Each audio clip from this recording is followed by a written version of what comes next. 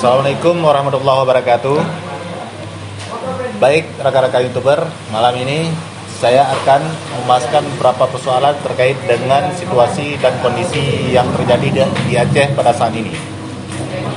Di samping saya sudah ada Saudara Ahmad Dhani yang merupakan salah satu calon DPRA pada pemilihan legislatif 2019.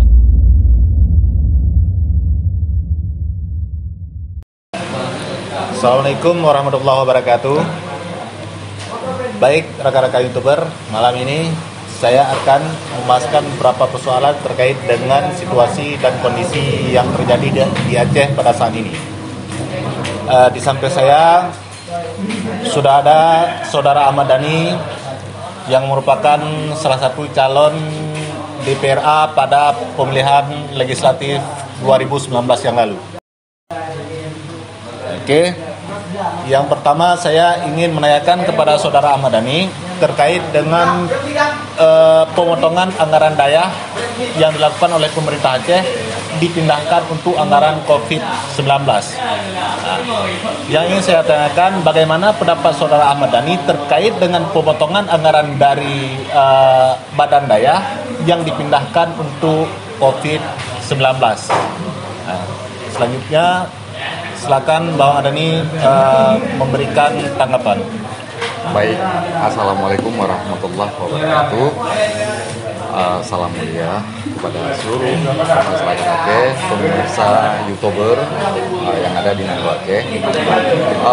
Mengenai anggaran COVID-19 yang dipotong ataupun dipangkas oleh pemerintah Aceh yang telah digunakan kepada penanggulangan COVID-19 di Nangro Aceh, di Provinsi Aceh, itu sebaiknya PLT Gubernur Aceh bersama para legislatif DPR Aceh itu harus duduk. Mereka harus duduk bersama, berdiskusi. Jadi tidak semena-mena mengeluarkan anggaran tanpa sepengetahuan pihak lain. Ya, apalagi Aceh ini kan memiliki tupoksi. Dengan besarnya anggaran khusus ini kan memiliki tujuan, tupoksi masing-masing, penempatan anggaran. Nah, ini yang harus dibincangkan dengan pemerintah Aceh. Setahu saya, pada pemerintah sebelumnya di Aceh, anggaran daya itu apapun yang terjadi itu nggak terjadi pemangkasan.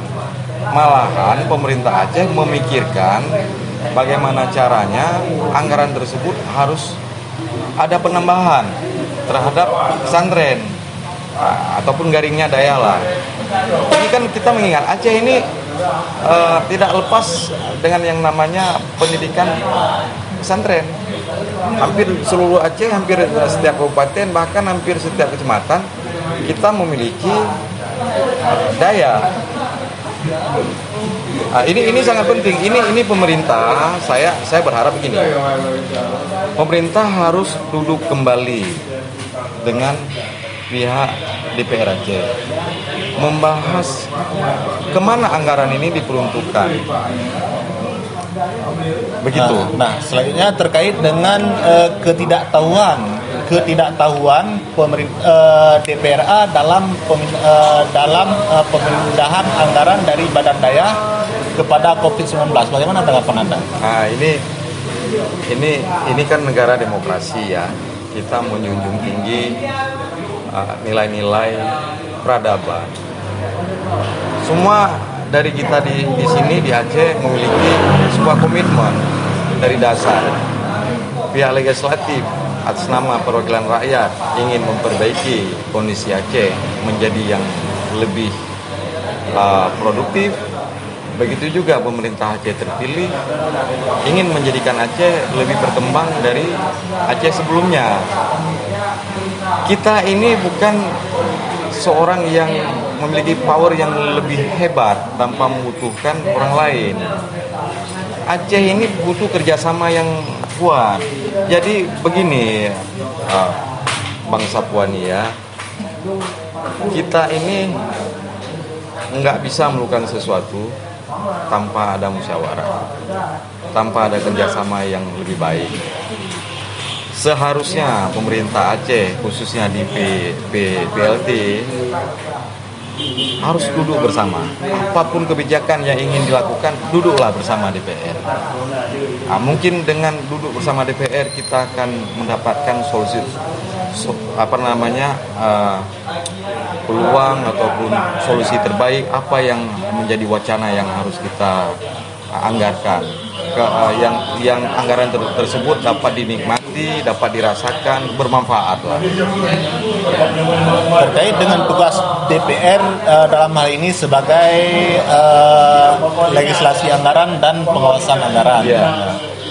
Nah, jika anggaran tersebut tidak dianggarkan sesuai dengan prosedur yang telah ditetapkan oleh negara, apakah anggaran tersebut masih bisa dipindahkan oleh PLT secara sepihak, atau memang untuk permasalahan ini tetap mereka harus duduk bersama antara pemerintah dan Dewan Perwakilan? Mungkin ada baiknya mereka duduk bersama, walaupun ada kebijakan yang sering kita dengar pergub ya, pergub. Nah, jadi sebaiknya pemerintah ini jangan ego lah, jangan egois. DPR ini punya wewenang. DPR ini harus mengetahui kemana anggaran yang diperuntukkan oleh kabinet-kabinetnya pemerintah Aceh. Nah, kan sebelum segala sesuatu dianggarkan ini kan ada pertanggungjawaban gubernur di hadapan DPR, dan DPR pun bisa memanggil gubernur. Bukan tidak bisa. Ini negara hukum. Jadi enggak semena-menanya anggaran itu bisa dimanipulasi, bisa disuka-suka orang ini, enggak itu. Itu harus dijalankan sesuai dengan apa yang telah diperintahkan oleh Presiden. Kita ini negara undang-undang. Nah, sekarang kita kan membaca di beberapa media bahwa banyak anggota DPRA, banyak fraksi-fraksi yang berada di DPRA tidak mengetahui terkait dengan anggaran yang dipindahkan dari Badan Daya untuk dialokasikan ke COVID-19. Kalau menurut Anda, bagaimana? Apakah ini kesalahan yang dilakukan oleh pemerintah Aceh atau kesalahan dari DPRA tidak menanyakan kepada pemerintah Aceh? Ini antara dua judul yang berbeda. Pemerintah Aceh terkadang harus menggunakan dana tersebut tanpa memberitahukan pihak DPR Aceh. Ya, mungkin dengan alasan bahwa ini urgent ya. Iya, sangat urgent. Nah, sepihak pemerintah Aceh pun mungkin tidak mengawasi tentang anggaran-anggaran yang digunakan oleh pemerintah Aceh. Nah, kita kembali ke masalah yang tadi. DPR dengan PLT gubernur ini, khususnya pemerintah Aceh ini harus duduk. Jadi berapa anggaran otsus sebenarnya Aceh? APBA kemana-mana aja. Misalnya APBA tahun 2020 kan sudah ada di situ. Anggaran 2010 sekian triliun untuk digunakan ke masalah ini, sekian triliun digunakan untuk kepentingan masyarakat, sekian triliun untuk kepentingan tertentu lah gitu. Nah, begitu. Oke, berarti kesimpulannya bahwa terkait dengan pemotongan anggaran di Badan Daya, tetap pemerintah Aceh dan DPRA harus duduk bersama untuk mencapai solusi yang tepat. Jadi kita nggak boleh ego dalam membangun Aceh ini. Kalau bisa kita jangan egois. Aceh ini dibangun dengan kerjasama yang baik. Kalau kita tidak membangun kerjasama, saya rasa sampai kapanpun siapapun gubernurnya, Aceh ini akan selalu terpuruk. Kita menginginkan perubahan terhadap Aceh. Siapapun yang duduk di situ, siapapun anggota DPRA-nya, siapapun gubernurnya, Aceh ini butuh perubahan. Aceh ini sudah menderita. Inilah tugas-tugas kita sebagai masyarakat Aceh. Kita juga masyarakat ini harus mengawasi kinerja pemerintah. Jika kita tidak bisa mengawasi kinerja pemerintah, berarti pemerintah ini egois. Ini kan kita dilindungi oleh undang-undang. Negara sudah membentuk sebuah lembaga yang independen, KPK contohnya, ya kan. Jadi anggaran ini yang harapan saya memang tahun kemarin mencalonkan diri sebagai DPR Aceh. Namun mungkin Tuhan menghendaki saya belum terpilih. Nah, jadi harapan saya ke depan untuk pemerintah Aceh, ya PLT Gubernur Aceh Bapak Nova Iriansyah bersama para anggota DPR Aceh, marilah kita menciptakan gebrakan yang baik untuk bisa dinikmati oleh masyarakat Aceh.